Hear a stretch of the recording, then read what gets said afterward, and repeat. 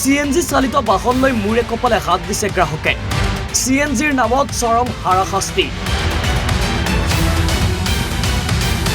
CNGৰ বাবে এতিয়া ঘৰ নচলা অৱস্থাও হৈছে বহুতৰে।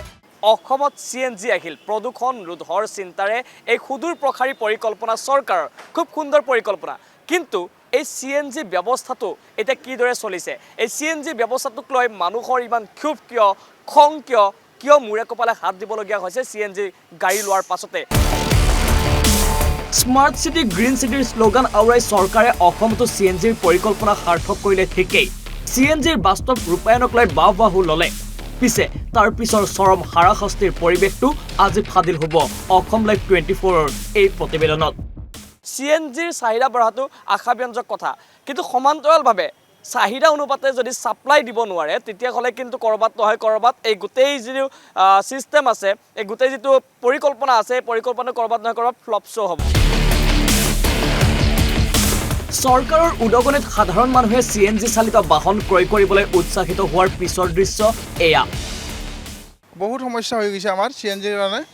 CNG তাৰমানে যিমান পাব লাগে আমি সিমান পোৱা নাই, এভেইলেবল নাই মানে ইয়াত 3টা ডিপুৱে আছে। আইচ বেটিৰ আছে, এইটো উলুবাৰী হয় আৰু পামহি। এতিয়া প্ৰেছাৰ তাতে ইহঁতে প্ৰেছাৰ কমেই থাকে আৰু আইচ বেটিটো আমি সেনেকৈ নাপাওঁ ঠিক তেনেকৈ, যিটো ডাঙৰ গাড়ীবিলাকতে দেই। আৰু পামহিটো পাওঁ কিন্তু গেছটো নাপাওঁ, 2 দিনলৈকে নাপাওঁ। এতিয়া মই যোৱাকালিও পোৱা নাই গেছ।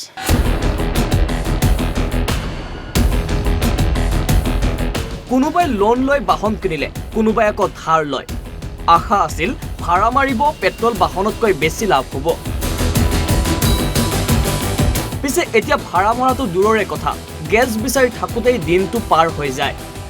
আমাৰ গাড়ী বহুত ওলাইছে কিন্তু ডিপু দিছে এটা, প্ৰেছাৰ নাথাকে। গেছৰ কাৰণে গোটেই দিনটো ৰখি থাকিব লাগে, ভাড়া মাৰিব পৰা নাই। গাড়ী ফাইনেন্সত লৈছোঁ, সেইটো ফাইনেন্স মাৰিব লাগে। ফাইনেন্স কেনেকৈ দিম আমি? এইটো পেট্ৰলতো চলাব নোৱাৰোঁ। পেট্ৰলত মাত্ৰ 10-12 কিলোমিটাৰ যায়।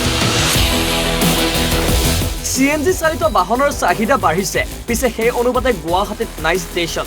যিকেইটা আছে তাতো নাথাকে পৰ্যাপ্ত গেছ, যাৰ বাবে এতিয়া কেৰেলাতকৈ গুটি দীঘল হৈছে গ্ৰাহকৰ। এতিয়া তাৰমানে কি হৈছে, গেছ নাপায়। 3 দিনকৈ গেছ ভৰাব পৰা নাই, 3 দিন নাই গেছ। গেছ নোহোৱাৰ কাৰণে উলুবাৰী গৈছোঁ, পল্টন কি বুলি কয় আইচ বেটি গৈছোঁ, পামহি গৈছোঁ, ক'তো গেছ নাপায়। এই ঘূৰি আছোঁ দিনটো, 3 দিন গেছ ভৰাব পৰা নাই, ক'তোই নাই। এতিয়া আহিছে তাকো প্ৰেছাৰ নাই। এয়া CNG চালিত অটোকেইখনৰ টেংকিৰ কেপাচিটি 5 কেজি, পিছে গেছ সোমাই মাত্ৰ 3 কেজি। ষ্টেচনসমূহত গেছৰ প্ৰেছাৰৰ অভাৱ, যাৰ বাবে প্ৰায়ে সৃষ্টি হয় কাজিয়াৰ। অসহায় হৈ পৰিছে হেনো ষ্টেচনসমূহৰ কৰ্মচাৰীসকলো। পৰ্যাপ্ত পৰিমাণে গেছটো নোপোৱাৰ কাৰণটো হ'ল এতিয়া ছাপ্লাইটো ভালকৈ অহা নাইকিয়া।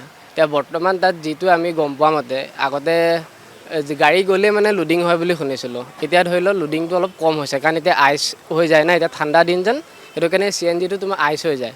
এতিয়া CNGটো যেতিয়া আইচ হ'ব তেতিয়া সেইটো ছাপ্লাই তাৰপৰাও দিব নোৱাৰিব, তাতো সময় লাগে। এতিয়া কালি আমি শুনামতে এইখন গাড়ী 2টা বজাত লোডিং হৈছে। 2টা বজাত লোডিং হ'লে যদি দুলীয়াজানৰ পৰা ইয়াৰ পায়হি তেন্তে অফক'ৰ্চ ইমানখিনি সময় লাগিবই।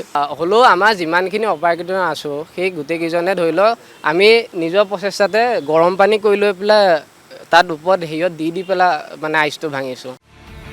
ভিডিঅ' জাৰ্নেলিষ্ট কংকন কলিতাৰ সহযোগত হীৰকজ্যোতি ডেকাৰ ৰিপৰ্ট, অসম লাইভ 24।